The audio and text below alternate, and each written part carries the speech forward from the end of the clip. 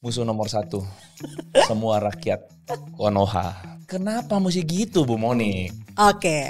Ada sebuah sentimen negatif banget tuh di antara rakyat Konoha hari Pastinya. ini. Yang sangat tidak suka tuh dengan yang namanya Israel atau Israel kata.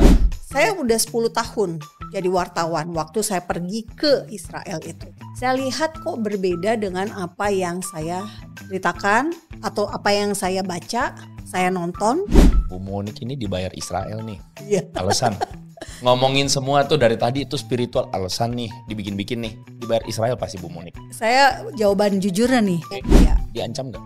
Ada darahnya halal itu udah sering banget. Yang di dunia maya ini. Di dunia maya darahnya halal Sampai itu ke paling akun sering. personal? Iya, Sampai ke akun sampai ke akun personal. Kecenderungan sebagian orang hari ini adalah kalau kamu itu tidak setuju dengan saya, bertentangan dengan saya, berarti saya bebas berlaku kekerasan terhadap kamu. Nah sekali lagi kan depends on apa isme yang ada di kepala. Iya, betul.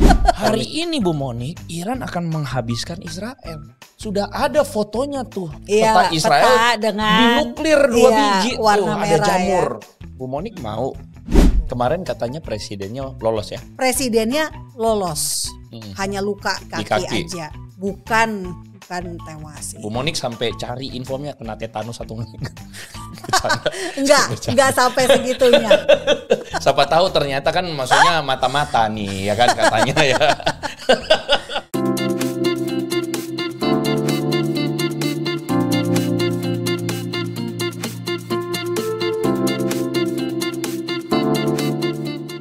Selamat datang di channel Andre Tunggal. Dan kali ini teman-teman seperti yang telah saya janjikan buat kalian semua dan ramai sekali dibicarakan. Saya nggak usah berlama-lama bersama dengan saya, Ibu Monik Rikers, Fakta Israel. Welcome, Bu Monik. Terima kasih Pak Andre, terima kasih sudah gitu dong. mengundang di sini. Terima kasih. Judul dari thumbnail atau video ini, Bu Monik, musuh nomor satu semua rakyat Konoha, ya. Bu Monik, kenapa mesti gitu, Bu Monik? Oke. Ya sebelum lebih lanjut, buat teman-teman, maksudnya Bu Monik auranya nih kayaknya mau jawabnya serius, padahal kita bercanda, nggak serius-serius amat ya. Iya, wartawan kan mesti gitu ya, serius ya. Iya. Susah bercandanya ya. Ini hamba Tuhan lagi. Enggak. Buat teman-teman yang belum tahu, Fakta Israel adalah sebuah channel yang menggambarkan atau memberikan informasi tentang Israel. Correct me if I'm wrong ya.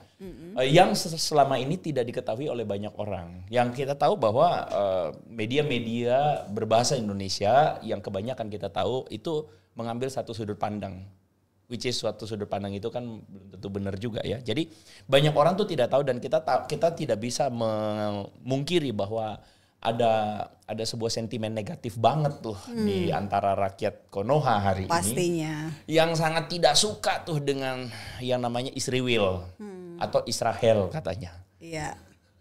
Nah, Bu Monik ini muncul sebagai satu-satunya orang ya yang paling tidak kelihatan di media banget, yang tak henti-hentinya, tak putus-putusnya, tidak berubah seperti Tuhan Yesus tidak berubah, bela Israel. Kenapa gitu kan? Bu Monik ini cari masalah gitu loh, ya kan? Cari masalah, kenapa begitu banget gitu, Iya. Bu Monik. Ya oke, kita mau ngobrol santai ya. Oke, mungkin jawabannya singkat. Berani karena benar. Setuju nggak? Balik nanya nih, berani karena benar dulu nih. Benar, iya berani karena benar. Iya aku setuju. Aku bukan gini, soalnya terbiasa apa ngomong definisi benarnya pada perspektif apa ya, Iya. maksudku ya. Tapi worth it nggak Bu Monik untuk membela Israel Iya. gitu loh? Worth it nggak gitu? Jadi saya kan wartawan ya, 18 tahun lah dari 2002. Nah, prinsip pertama dari jurnalisme itu kebenaran itu sesuatu yang absolut. Ya. Jadi kita berdasarkan ketika memberitakan harus berdasarkan fakta. Objektif. Fakta dulu nih. Ya. Kadang-kadang faktanya nggak objektif soalnya kan. Penilaiannya bisa berbeda-beda. Ya, sangat subjektif justru soalnya faktanya. kejadian misalnya ada kejadian tabrakan. Itu kan kejadian. Iya. Itu data. Faktanya begitu. Nah, sekarang masalahnya sudut pandangnya nih. Iya, nah makanya bisa sangat subjektif kan. Iya. Fakta itu. Tapi di balik setiap fakta pasti ada kebenaran. Ya. Nah, saya hanya bertugas menyampaikan fakta itu. Gitu ya. Puji Tuhannya fakta itulah. Kalau di Uber lagi nih, ujung-ujungnya kebenaran. Iya, oke. Kebenaran. Karena gini, kita bahas sesuatu yang sensitif di Indonesia, Israel. Israel ini orang dengernya aja udah nggak suka, panas banget kayaknya. Tapi kenapa begitu? Karena tidak tahu. Oke. Ada peribahasa tak kenal maka tak sayang. Nah makanya saya juga mulai mengedukasi itu dengan cara yang menghibur. Sejak kapan sih Bu Monik mungkin fakta Israel, kita nggak ngomong fakta Israel dulu ya, tapi sejak kapan Bu Monik benar-benar kayak, oh saya mesti ngomongin nih tentang Israel? Kalau diurut-urut sejak 2012. Sejak 12 ya. Jadi saya pertama kali ke Israel. 12 itu? Tahun 2012 dengan suami ikut gereja. Pembimbing rohaninya waktu itu saya lagi on fire. Jadi saya ke gerejanya 2 kali dalam seminggu. Hari Sabtu ke gereja Generasi Apostolik. Ibu Indri Gautama. Baik. Tahu kan? Tahu. Bu Indri lah yang mengajarkan Alkitab itu betul-betul. Saya belajar banyak lah dari Bu Indri. Baik. Minggunya saya dengan anak-anak ke Pendeta Gilbert Lumoindong di Glow. Oh baik, oke. Nah, jadi saya ikut ke Israel bersama Bu Indri. Oh baik. Nah, saya lahir baru tuh di gereja GGA, baptis selam di Sungai Yordan. Nah, waktu saya dibaptis selam, saya ini orangnya logika banget ya. Saya latar belakangnya saya belajar mikrobiologi industri. Oke. Jadi saya orangnya nggak ngeroh. Baik. Logika banget. Nah waktu saya diceburin, saya lihat cahaya. Baik. Saya pikir saya halusinasi. Karena waktu itu malam paling lampu kan, kayak lampu terang gitu. Jadi tapi pas saya bangun di Yordan itu malam-malam tuh? Malam-malam karena tahu sendiri dong Bu Indri. Bu Indri kan kita harus dosa kita keluarin dulu, kita ungkap dulu segala macam, dikasih ayat segala macam. Jadi satu orang tuh bisa 15 menit kurang lebih. Nah, jadi saya melihat seperti itu ya, dan tapi saya pikir halusinasi ya. Tapi Tuhan baik juga karena akhirnya saya diberikan konfirmasi di dalam bus. Waktu mau pulang kita boleh ada yang kesaksian, kesaksiannya sama dengan saya. Saya pikir saya bukan halusinasi dong karena dia kok ngalamin juga gitu loh. Oke, itu udahlah. Saya saya dapat pengalaman rohani nih. Baik. Terus saya udah 10 tahun jadi wartawan waktu saya pergi ke Israel itu. Saya lihat kok berbeda dengan apa yang saya beritakan atau apa yang saya baca, saya nonton. Bu Monik sempat memberitakan tentang Israel dulu nggak sebelumnya? Jadi tahun 2000 pernah ada kasus kapal Mavi Mamara yang tidak boleh masuk ke perairan di Gaza. Baik. Mereka mau masuk dan ternyata sebetulnya bukan saya yang memberitakan tapi tempat saya bekerja. Tim lah ya waktu itu. Nah ada teman saya, jadi saya waktu itu nggak ngerti bahkan. Maksudnya saya nggak peduli lah dengan Israel. Iya. Seorang teman saya, dia bilang, Mon gue kesel deh, kok teman-teman beritainnya nggak berimbang banget. Oh ya tentang apa? Barulah dia cerita. Jadi mereka bilang Israel langsung nembakin, langsung kapal itu langsung diserbu gitu ya, kapal kemanusiaan soalnya. Padahal memang ditemukan ada senjata yang dibawa mau dibawa masuk ke Gaza. Karena peristiwa itu saya jadi sedikit banyak langsung ada sesuatu nih. Gitu ya, ada sesuatu. Nah, tapi waktu itu saya isunya lebih tertarik dengan isu-isu radikalisme, terorisme, intoleransi.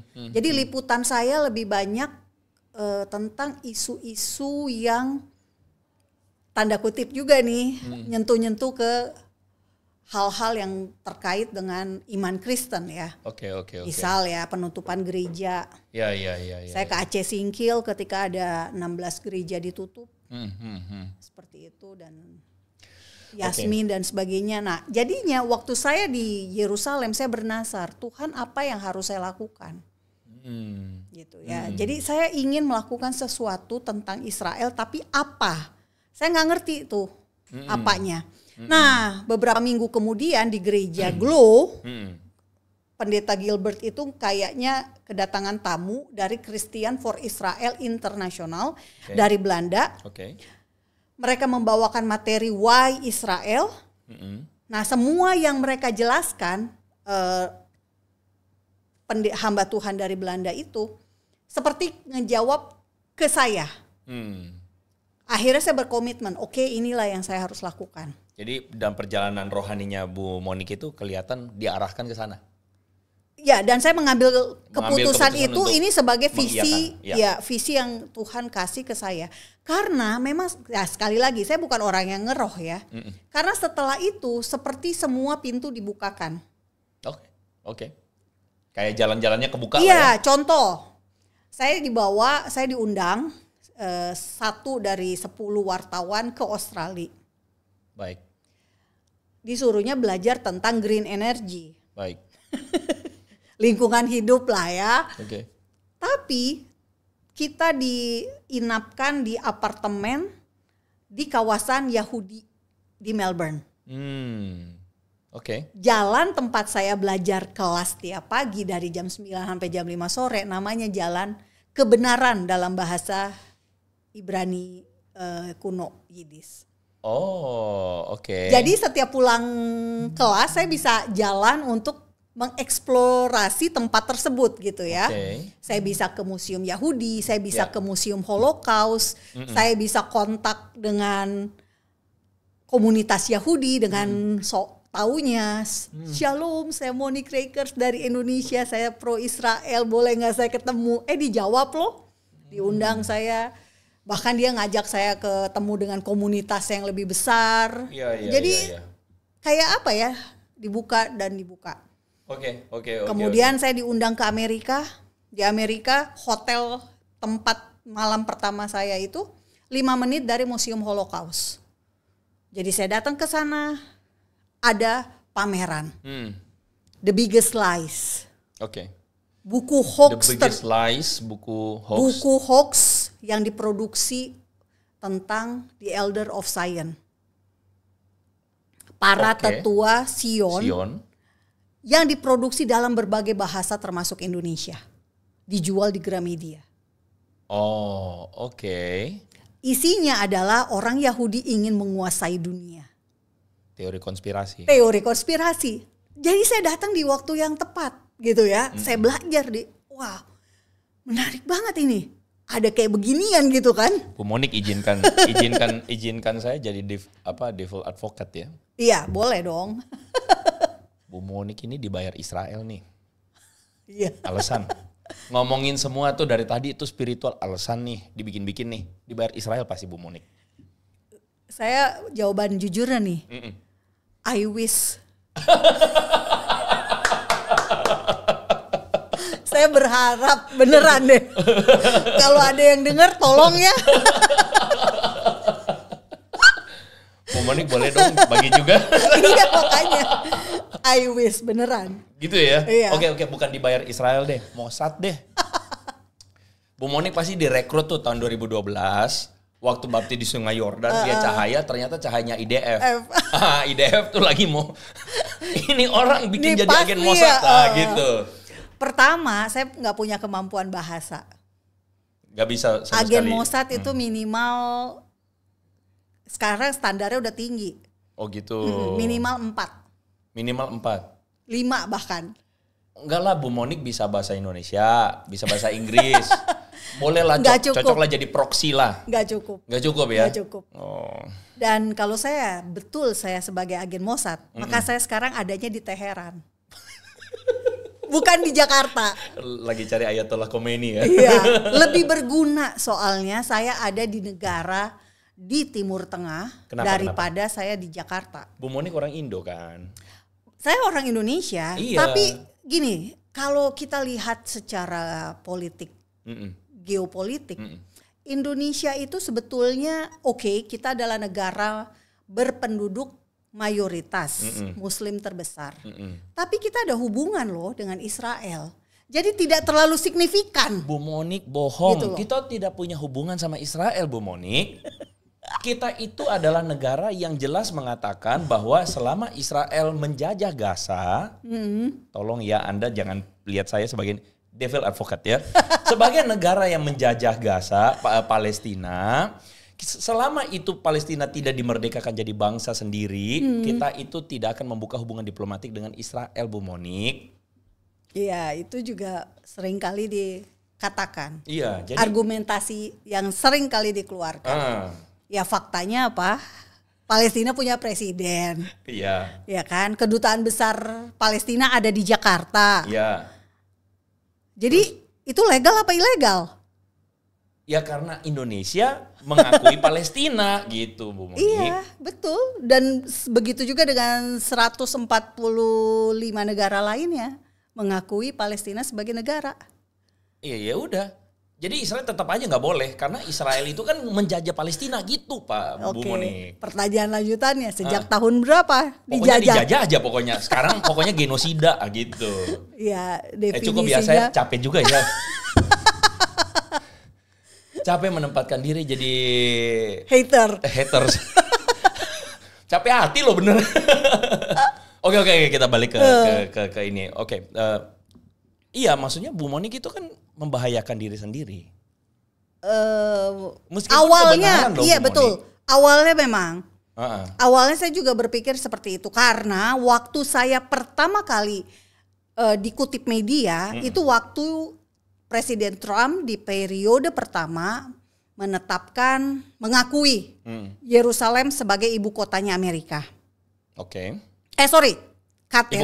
Ibu kotanya Israel. Iya, salah kata nggak apa-apa. Oke. Lanjut terus.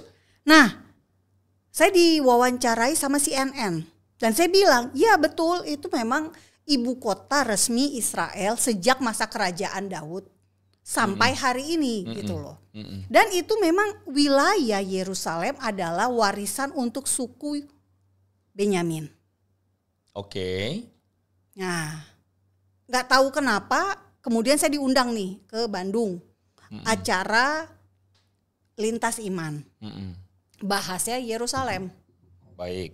Jadi bukan hanya saya, ada juga dari kelompok Kristen yang tidak pro Israel, yang anti Israel, dan satu dari Islam. Jadi 3 pembicara.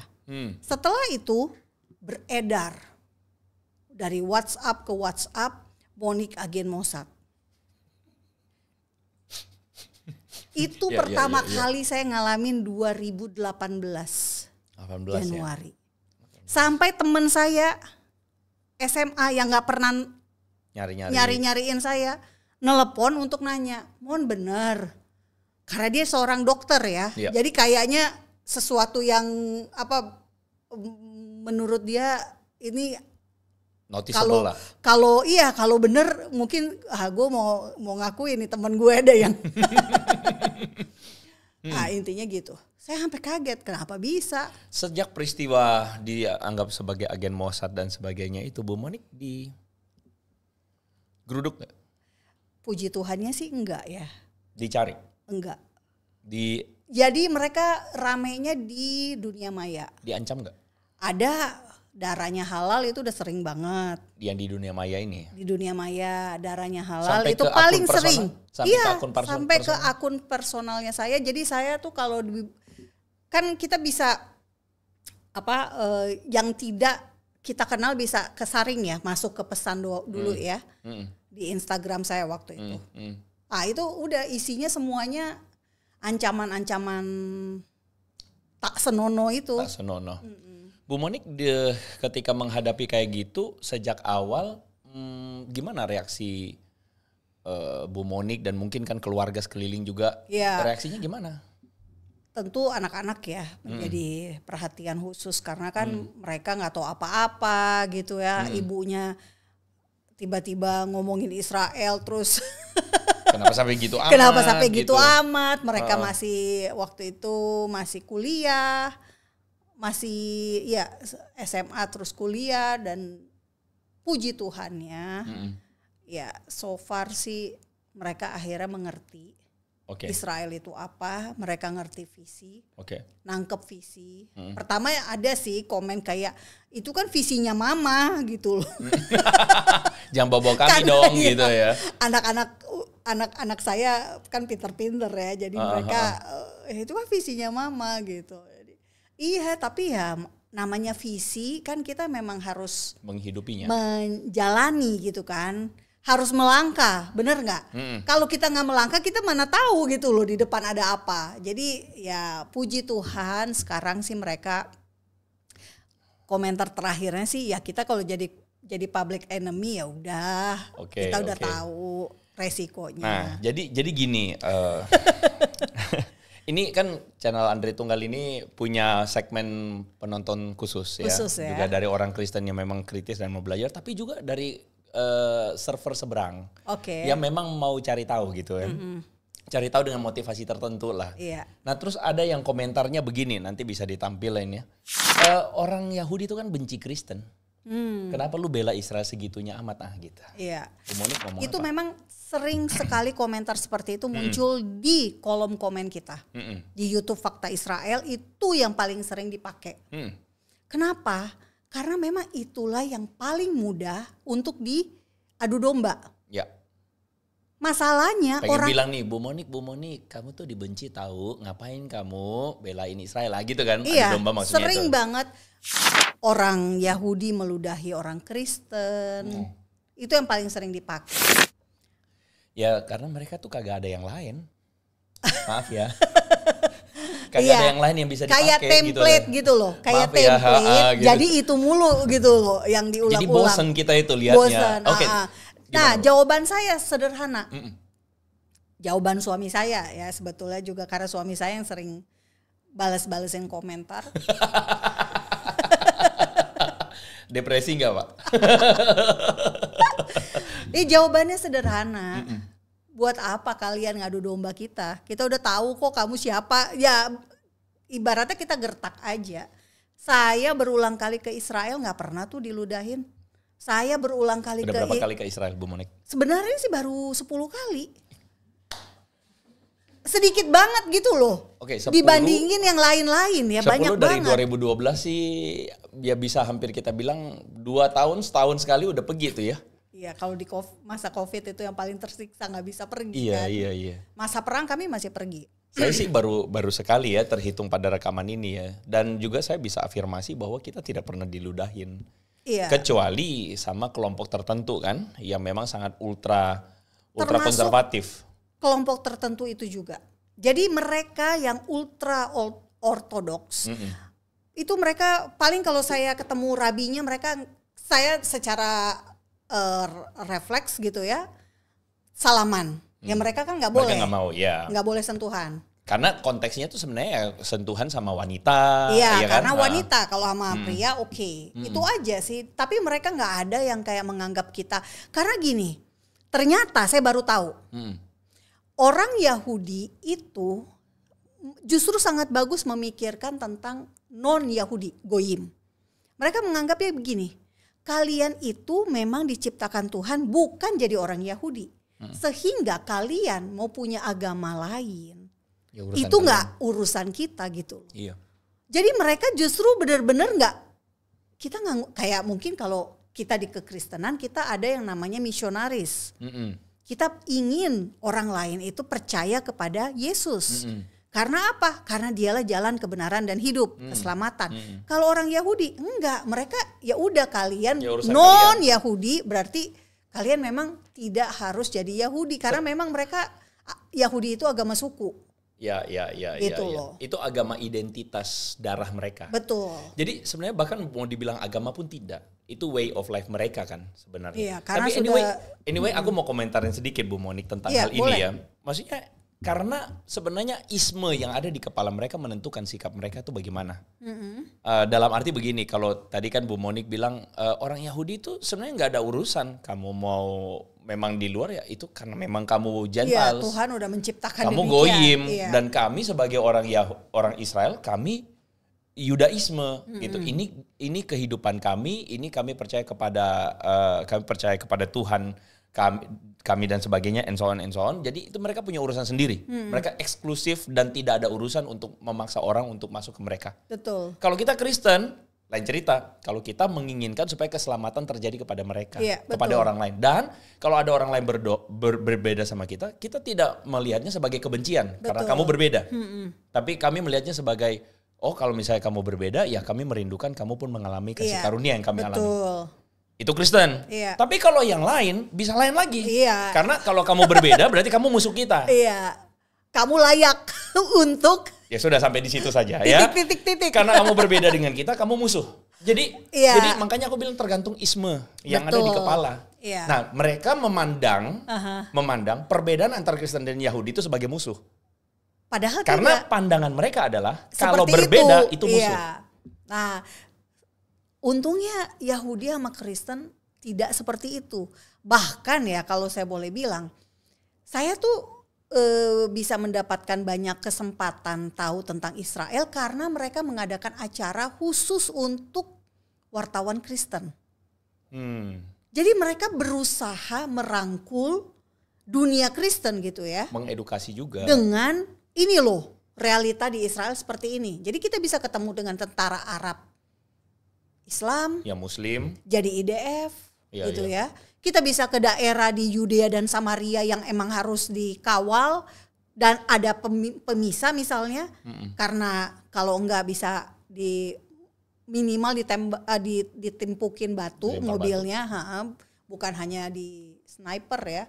Jadi mereka berusaha untuk menjelaskan ini kondisinya tanpa mereka merasa kamu musuh gitu. Israel nggak, pemerintah Israel loh nih. Yang dibilang pemerintah Israel itu Zionis lah dan sebagainya tanpa mereka ngerti arti kata Zionis itu apa gitu kan. Jadi saya melihatnya sebagai sebuah, karena saya wartawan ya dalam hal ini, untuk mengakses sebuah informasi kadang-kadang kita tuh emang susah banget di Indonesia. Layered juga ya, karena Indonesia juga punya perspektif. Nah sementara mereka tuh sangat membuka diri gitu loh. Saya membandingkannya di situ. Ngomong-ngomong teman-teman, nanti kita di session berikutnya kita akan ngomong tentang 3 kebohongan terbesar yang dilakukan oleh media berbahasa Indonesia.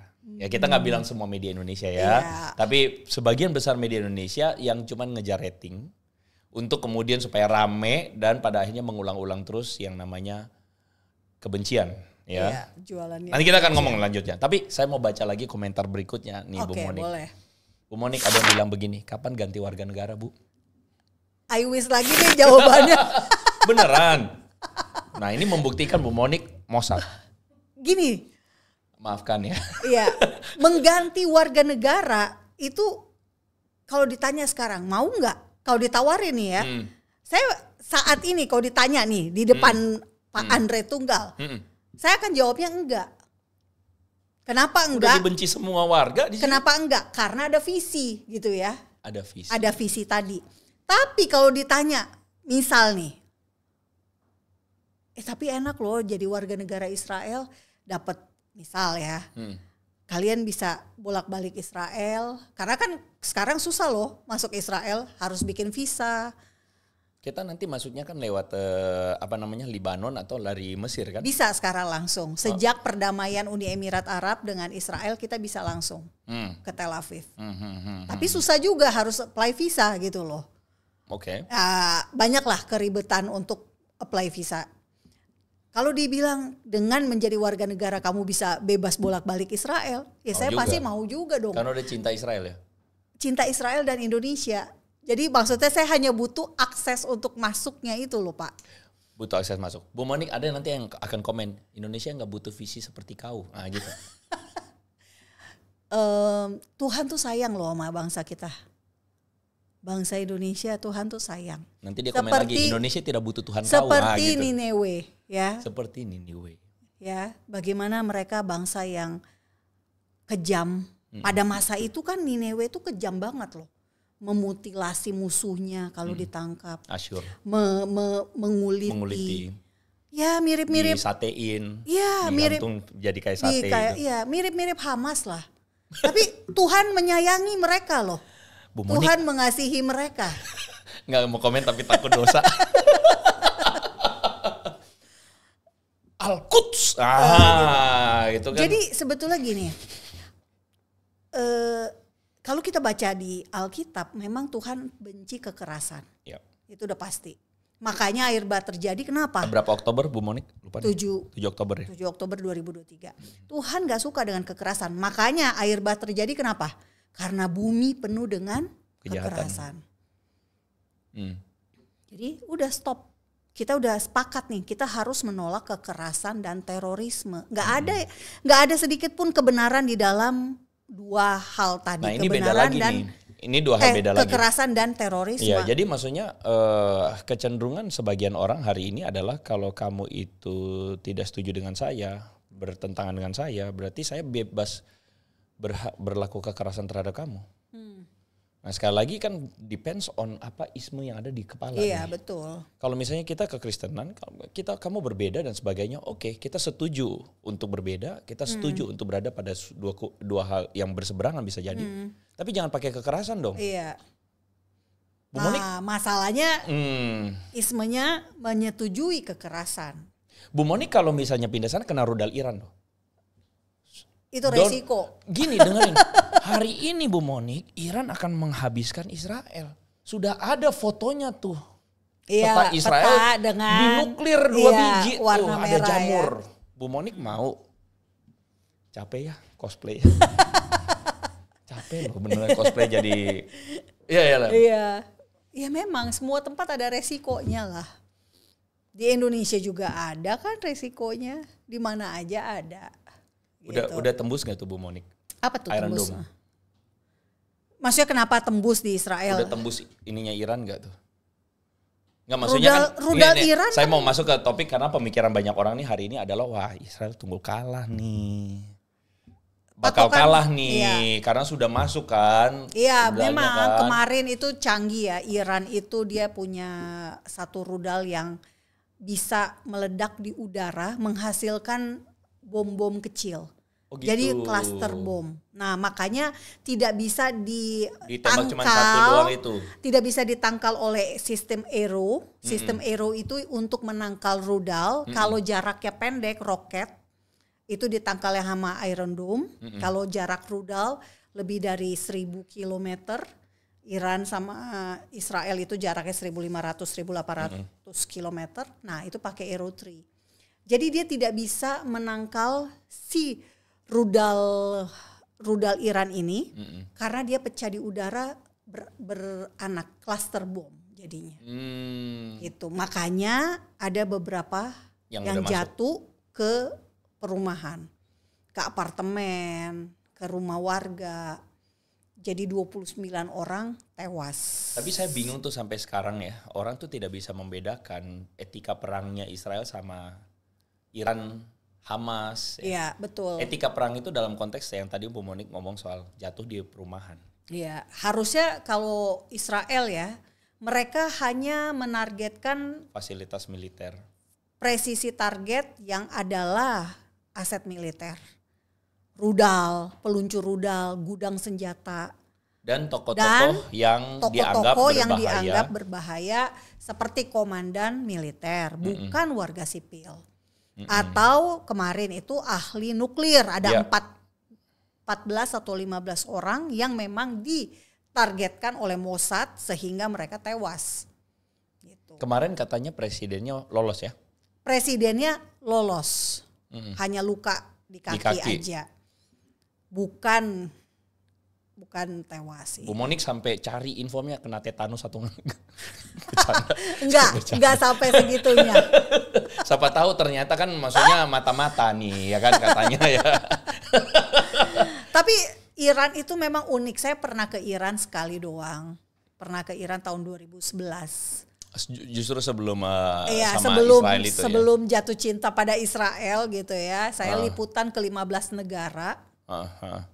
Dan sempat di Iran beberapa hari. Nah, itu aja menurut saya pada saat itu masa Ahmadinejad ya. Itu aja saya sebagai wartawan kita nggak boleh liputan. Padahal dari Indonesia. Jadi ngebayang dong sekarang situasinya lebih tertutup lagi gitu loh buat pers yang bebas dan sehat. Oke, saya mau bacain satu lagi. Si pendukung genosida. Oke. Bu Monik ngomong apa itu kalau begitu? Pertama, definisi genosida. Genosida itu kan jelas ya, pemusnahan terhadap etnis tertentu. Bisa juga dikategorikan warna kulit misalnya waktu di sistem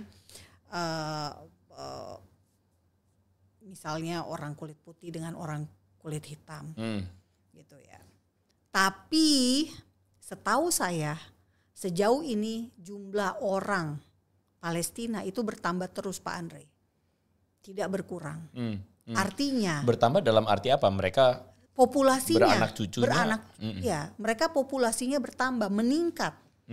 Jadi genosidanya tidak terjadi. Karena kalau ada genosida harusnya jumlah populasi berkurang dong. Karena terjadi pengurangan penduduk secara sistematis. Ya, itu kata kuncinya. Genosida itu adalah sebuah upaya untuk penghilangan secara sistematis. Iya. Jadi sistematis itu maka patokan yang Bu Monik ngomongkan tadi itu secara objektif adalah soal angka. Ya, soal angka populasi. Makanya seharusnya kalau kita lihat berdasarkan faktor itu, angkanya harusnya menurun drastis dan menuju kepada nol. Ya, menuju kepada minimal benar-benar dia berkurang sehingga tadinya misalnya ketika Gaza diberikan kepada Palestina oleh Israel tahun 2005, let's say populasinya 1 juta. Harusnya tahun 2025, 20 tahun kemudian populasinya 100.000. Harusnya begitu kalau ngomong genosida. Kalau itu genosida, tapi yang terjadi populasi Gaza 2,5 juta. Jadi secara angka itu tidak membuktikan tuduhan itu. Tidak bisa dikatakan genosida. Yang terjadi sekarang adalah perang. Dan kalau perang ada hukum perang.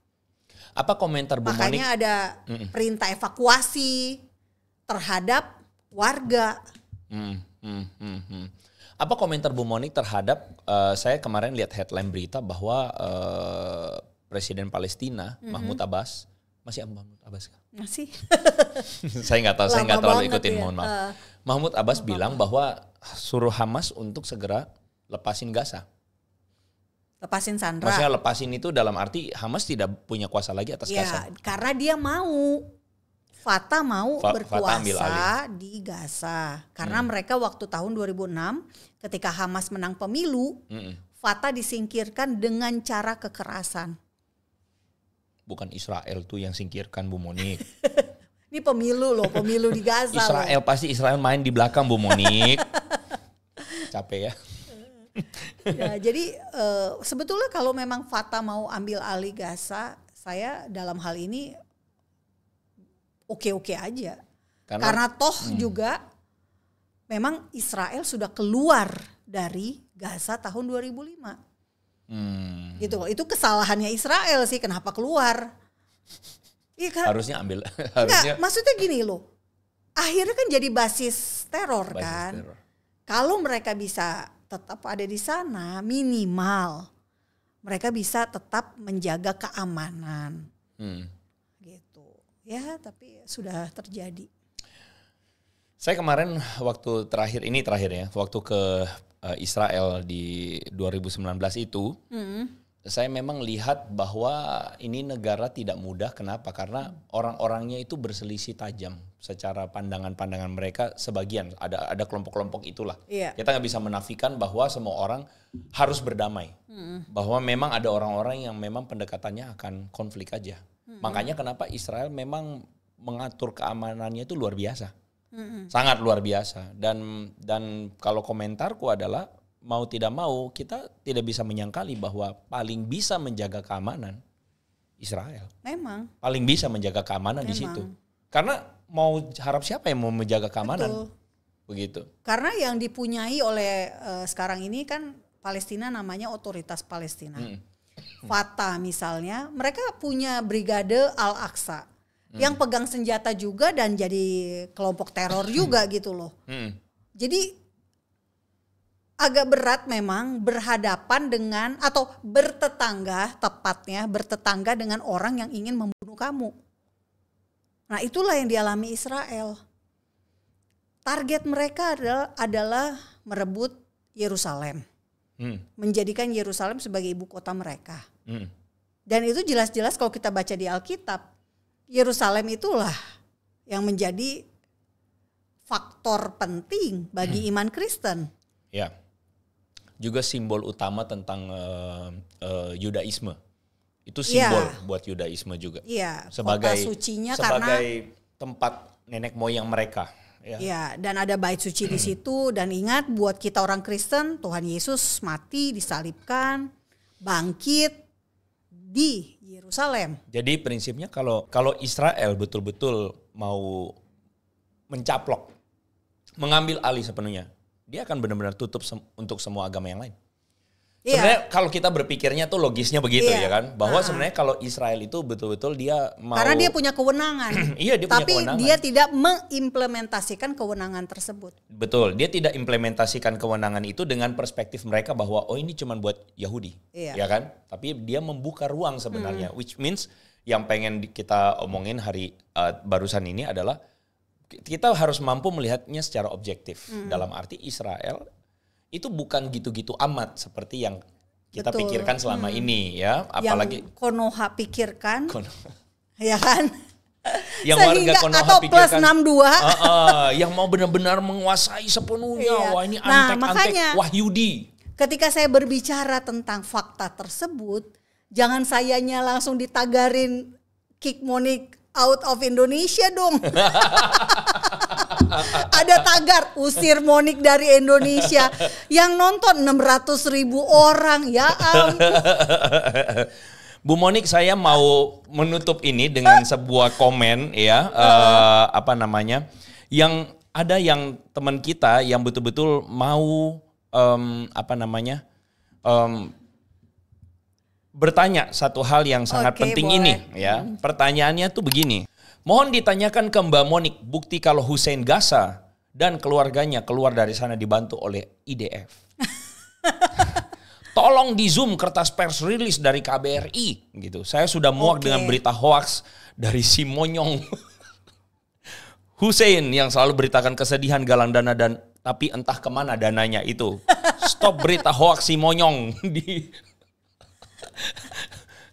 Mau tahu jawabannya dari Bu Monik? Tunggu di sesi berikutnya. Oke teman-teman, saya kira sampai di sini dulu pembicaraan kita dengan Bu Monik. Sebenarnya banyak sekali harus kita elaborasi, tapi sekali lagi durasi. Dan once again thank you Bu Monik. Iya, dengan senang hati, jangan bosan ya. Ya, jadi kalau kalian lihat Bu Monik lagi, kalian doakanlah ya. Beliau ini sebenarnya idealisme yang memimpin hati beliau. Yang beliau sebut sebagai sebuah perjalanan spiritual untuk hidup punya visi. Ya, visi dan semua orang pasti punya visi dari Tuhan. Dan cuman masalahnya ada sekelompok orang yang tidak senang kalau visinya tuh agak beda dan berlawanan dengan apa yang dia yakini. Dan kalau berbeda dengan apa yang dia yakini, maka solusinya adalah kick out Monik from Indonesia. Tapi boleh nggak saya tambahin satu? Oh boleh. Waktu saya mulai visi ini, kita ambil satu ayat. Apa tuh? Dari 1 Samuel 17 ayat 46 ketika Daud memenggal kepala Goliat. Dan dia katakan, saya ambil kalimat terakhir, supaya seluruh bumi tahu bahwa ada Allah di Israel. Nah itu yang saya dan suami mendeklarasikan dengan membuat yayasan kami, Hadasa. Hadasa itu Esther. Dan seperti Esther, saya hanya berdua sama suami, Mordekai gitu ya. Nah jadi kita mendeklarasikan bahwa biarlah seluruh Indonesia tahu bahwa ada Tuhan Israel dan juru selamat dari bangsa Israel. Dan Tuhan kita aminkan itu akan terjadi. Amin ya. Habis ini nanti orang cari mana yang namanya Mordekai mau mereka geruduk. Oke lah, kita ketemu lagi di episode berikutnya teman-teman. Sampai di sini, so make it simple, make it meaningful. God bless you teman-teman. Dadah. Pak siapa cari Mordekai namanya Pak.